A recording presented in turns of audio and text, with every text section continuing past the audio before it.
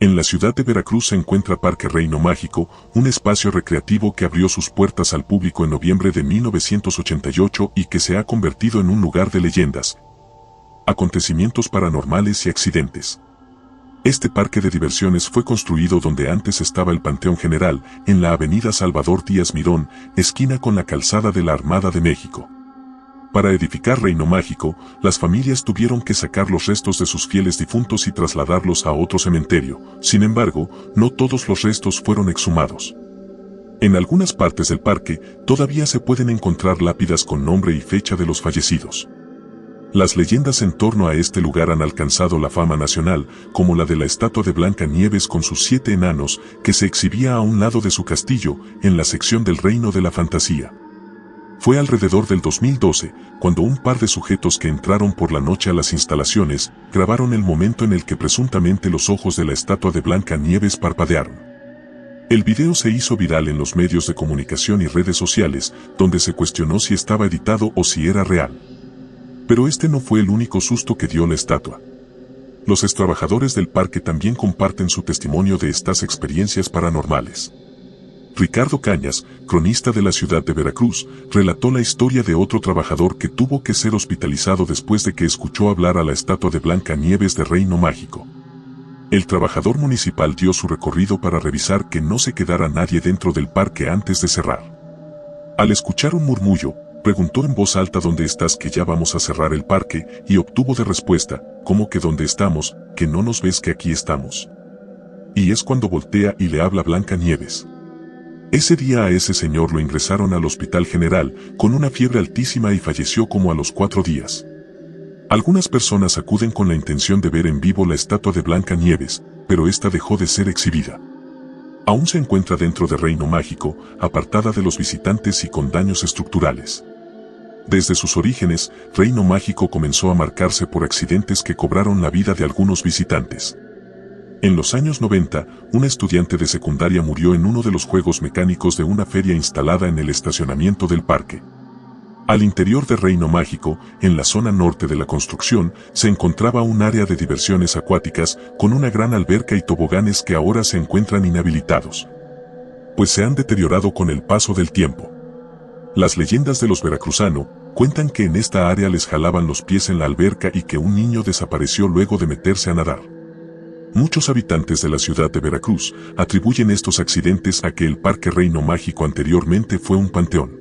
El club de golf, Country Club, fue construido en 1945 como parte del proyecto urbanístico de la colonia Pitic en las afueras de la entonces ciudad de Hermosillo.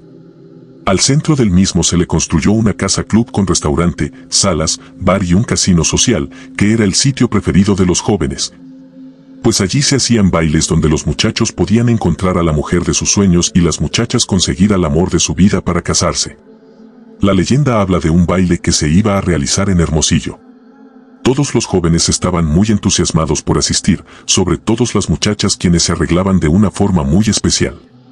Duraban días buscando el mejor vestido, horas haciendo su peinado y sus mejores zapatos para bailar toda la noche con algún muchacho. Un 31 de diciembre de 1950 se iba a dar un gran baile de fin de año, tocaría una de las mejores orquestas de la época. Así que todas las muchachas no hallaban la hora para tener el vestido para la fiesta. Ese día una joven de 16 años llamada Linda, tenía muchas ganas de ir a ese baile, tanto que duró días buscando el mejor vestido y tardó varias horas en arreglarse para convertirse en la joven más bonita del lugar. Cuando ya estaba lista, fue a avisarle a su mamá, quien estaba en cama, enferma de unos dolores. «Mamá», le dijo, «me voy al baile». «No, mi hijita». «¿Cuándo me pediste permiso?» «Pero mamá». «Nada. No te dejo ir porque me siento muy mal de verdad. Además hoy es noche de Año Nuevo y tienes que pasarla con tu familia». Linda se había molestado mucho porque no podría ir al baile, se fue a su cuarto y duró unas horas encerrada hasta que no aguantó más. Pero en ese momento pudo más la fiesta que los regaños de la mamá, así que Linda decidió escaparse por la ventana de su cuarto. Para esto ya tenía a sus amigos fuera de su casa. La estaban esperando para irse.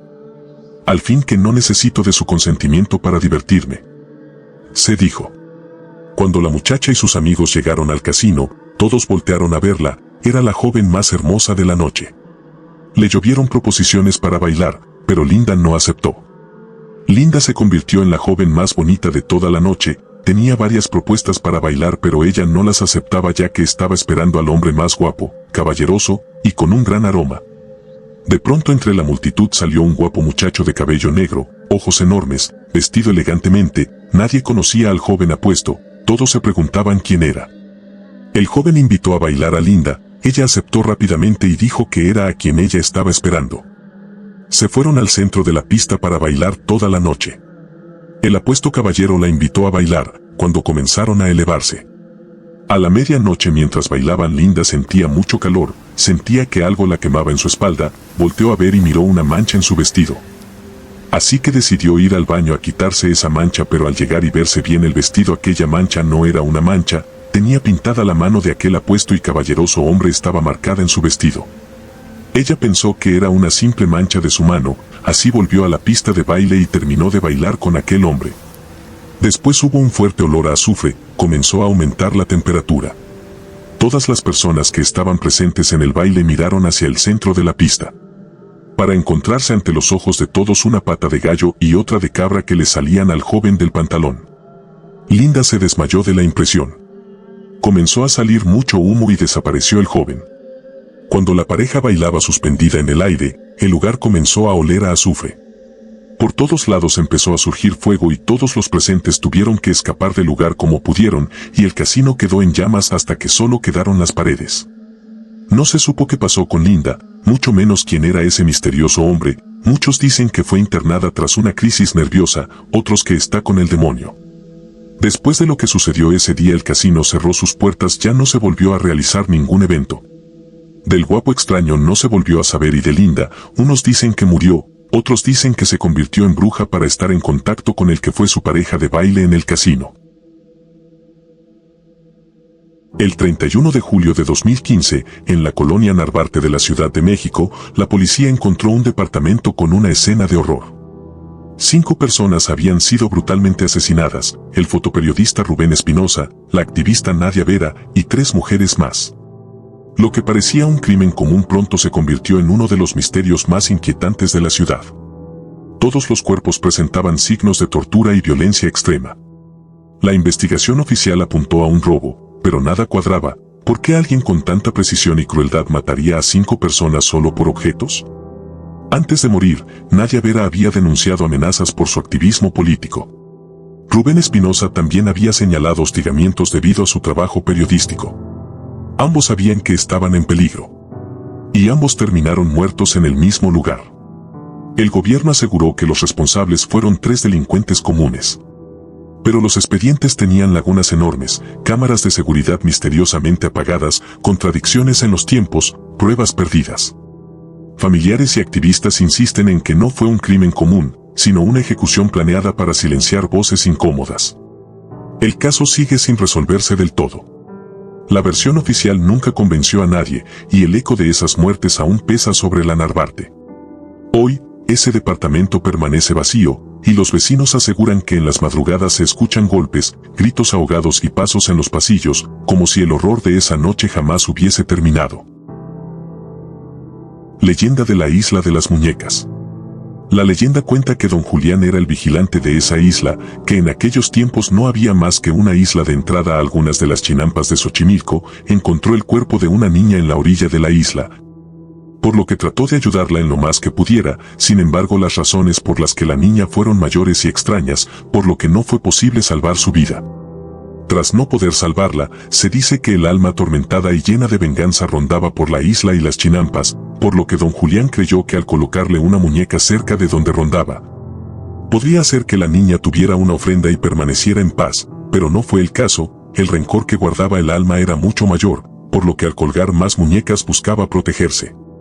Esto pronto cambiaría cuando, según don Julián, se dio cuenta que las muñecas están poseídas por almas infantiles que rondan por las lagunas y canales de Xochimilco, por lo que su forma de ser cambió drásticamente, haciéndose más ermitaño, y comenzó a buscar muñecas rotas y demás para colgar en su isla. Don Julián murió de un infarto fulminante en el agua en 2001. En el mismo lugar donde supuestamente se ahogó una niña años antes, según su sobrino Anastasio. Mientras pescaban, don Julián le dijo a Anastasio que las sirenas del río lo llamaban, y al regresar, Anastasio lo encontró sin vida en el canal. En el México de los años 60, en los caminos polvorientos entre Guanajuato y Jalisco, surgió una de las historias criminales más macabras que el país recuerda, la de las Poquianchis. Se trataba de 4 hermanas, Delfina, María de Jesús, Carmen y María Luisa González Valenzuela. A simple vista, parecían mujeres dedicadas a negocios pequeños, sin mucho poder. Sin embargo, en las sombras manejaban un imperio de explotación, prostitución forzada y asesinato. Ellas secuestraban o engañaban a mujeres jóvenes, muchas veces de familias humildes, prometiéndoles trabajo doméstico o la posibilidad de una vida mejor. En realidad, las llevaban a burdeles clandestinos que controlaban, donde las víctimas eran obligadas a prostituirse. Lo peor es que las hermanas no solo explotaban a estas mujeres, cuando alguna enfermaba, se rebelaba, o simplemente ya no servía para su negocio, era asesinada. Los cuerpos eran enterrados en fosas improvisadas dentro de sus propiedades. Cuando las autoridades descubrieron la magnitud del caso, encontraron decenas de cadáveres. Las estimaciones más conservadoras hablan de 90 víctimas, pero otros cálculos sugieren que pudieron ser más de 150. El detalle más perturbador es que los testimonios de testigos aseguraban que en algunos casos los asesinatos eran parte de rituales. Se hablaba de velas negras, rezos extraños y símbolos en las paredes, como si además de ser criminales, estuvieran sumidas en prácticas de brujería. El juicio de las Poquianchis fue caótico. Las hermanas negaron muchas cosas, acusaron a policías y cómplices de encubrirlas, y al final fueron condenadas a largas penas de cárcel. Pero la duda persiste, nunca se supo la cifra real de víctimas ni cuántas fosas quedaron sin descubrir. Hasta hoy, la historia de las Poquianchis simboliza lo peor de la maldad humana disfrazada de rutina. Un recuerdo de que a veces los monstruos no están en las leyendas, sino en las personas comunes. Dicen que en el corazón de Chihuahua, en una tienda de novias de la avenida Ocampo, habita uno de los maniquíes más inquietantes de México. Su nombre no es oficial, pero todos la conocen como la Pascualita. Desde marzo de 1930, la figura ha permanecido de pie, mirando por los cristales hacia la calle. Lo que perturba no es su vestido, ni la elegancia con la que está adornada, sino la sensación de que aquello no es un simple maniquí. Sus manos parecen humanas, con arrugas, uñas perfectamente delineadas y hasta venas casi imperceptibles bajo la piel. Su rostro, con mirada vívida, provoca escalofríos a quien se atreve a sostenerle la vista. La leyenda dice que en realidad se trata del cadáver embalsamado de la hija del dueño de la tienda, quien habría muerto el mismo día de su boda, víctima de la picadura de un alacrán. Desolado, el padre habría ordenado conservar su cuerpo de pie, vestido como una novia eterna, para exhibirla en el aparador. Con los años, empleados aseguran haber visto cómo sus ojos se movían, cómo cambiaba de posición de un día para otro, y hasta cómo sonreía levemente cuando alguien la miraba demasiado tiempo. Visitantes extranjeros han llegado a estudiar sus características, intentando probar si es cera, plástico o algo más. Ninguno ha podido demostrar nada con certeza. Pero el rumor persiste, la Pascualita sigue de pie, observando, como si esperara que alguien, algún día, complete la boda que nunca tuvo. El 2 de octubre de 1968, la Plaza de las Tres Culturas, en Tlatelolco, Ciudad de México, se convirtió en escenario de una de las noches más oscuras de la historia moderna. Miles de estudiantes se reunieron para protestar contra la represión del gobierno, exigiendo libertades y justicia. Era un movimiento pacífico, aunque tenso, porque los militares ya habían rodeado la zona. Lo que ocurrió después sigue siendo un misterio rodeado de miedo, silencio y mentiras oficiales. De repente, comenzaron los disparos. Desde los edificios cercanos, francotiradores abrieron fuego contra los manifestantes y el ejército respondió creyendo que los atacaban. El caos fue absoluto, gritos, estampidas, cuerpos cayendo al suelo, madres buscando a sus hijos entre la multitud. El gobierno de la época afirmó que solo hubo unas pocas muertes. Pero testigos, sobrevivientes y periodistas hablaron de decenas, quizás cientos de cuerpos que fueron retirados en camiones militares durante la madrugada. Muchos familiares nunca volvieron a ver a sus seres queridos. Lo más perturbador es que hasta hoy no existe una cifra oficial clara. Las versiones cambian, unos dicen que murieron 30 personas, otros aseguran que fueron más de 300.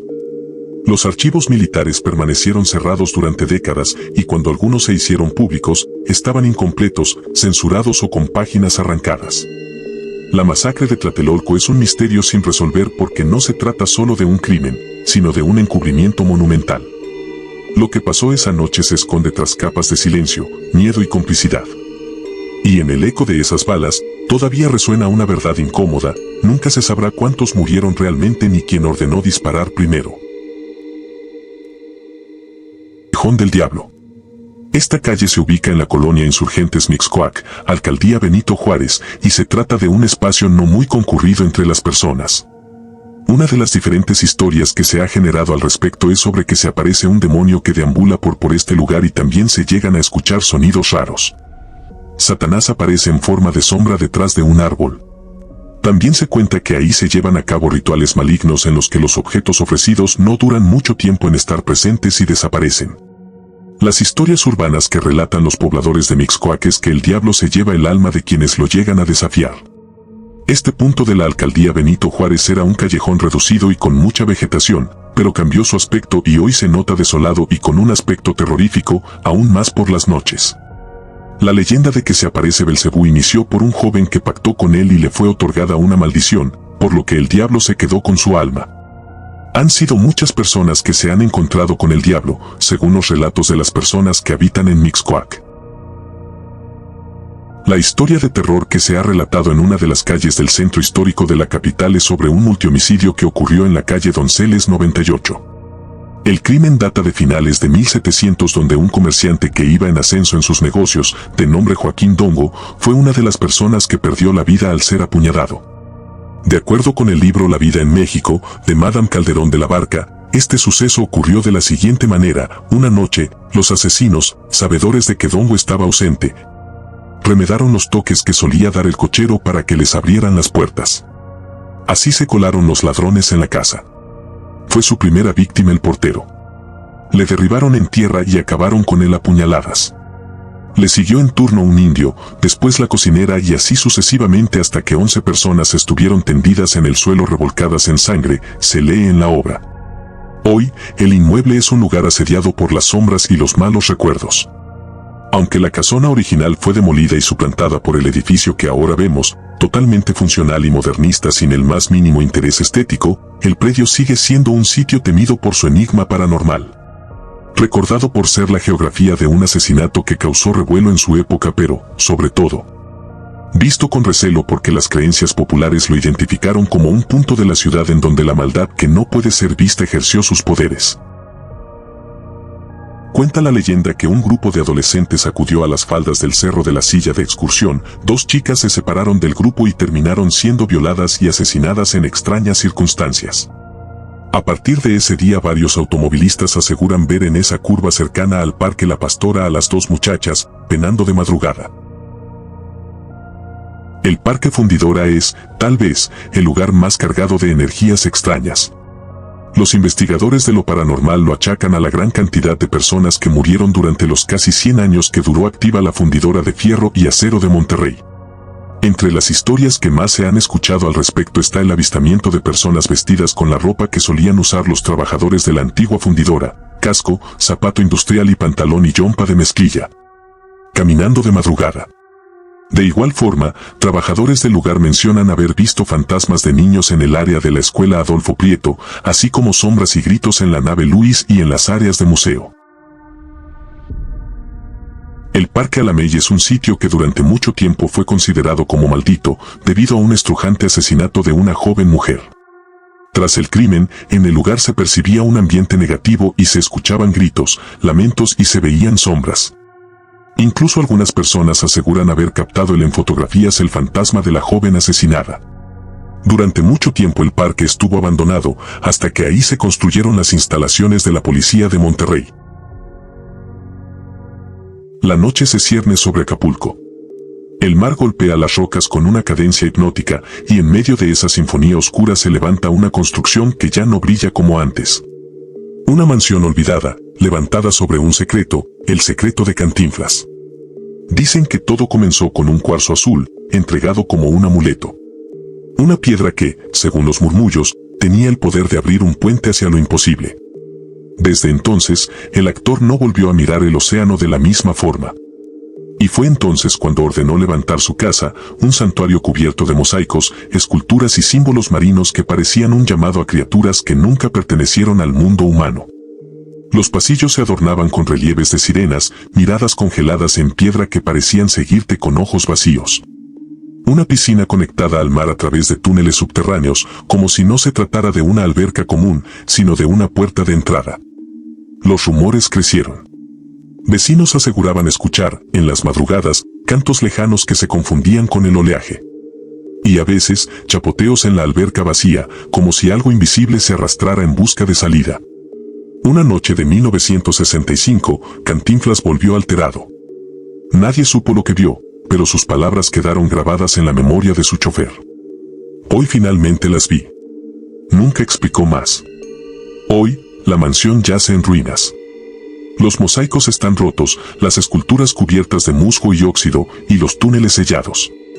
Sin embargo, quienes se atreven a entrar aseguran que el ambiente no es de abandono, sino de vigilia. Como si esas presencias aún habitaran el lugar, esperando. El mar, con su oleaje interminable, parece guardar un pacto con la casa. Y entre sombras y murmullos, la pregunta persiste, ¿qué fue lo que Cantinflas vio aquella noche? Quizás nunca lo sepamos, o quizás solo hay que acercarse demasiado a la oscuridad de esos túneles para escuchar la respuesta. Matamoros, México, Estados Unidos, 1980.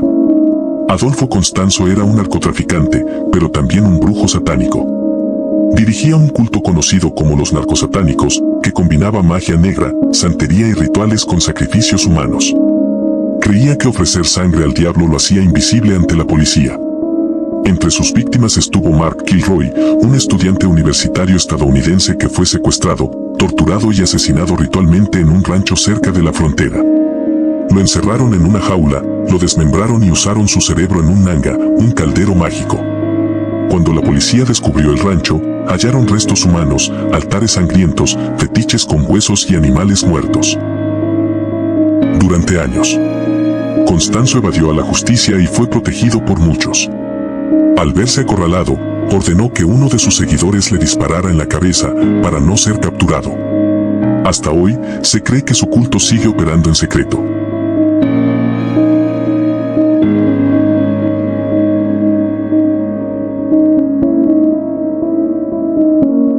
El caso de Magdalena Solís corría la década de los 60 en Yerbabuena, Tamaulipas. Ella, prostituta y con delirios teológicos, se autoproclamó una deidad azteca. Comenzó un culto violento donde bebía sangre humana mezclada con narcóticos y orquestaba sacrificios paganos para preservar su juventud eterna.